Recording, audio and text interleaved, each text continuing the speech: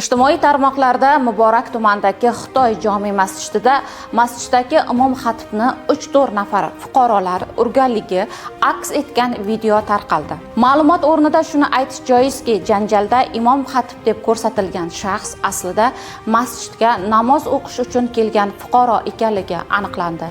Xo'sh, aslida holat qanday bo'lgan?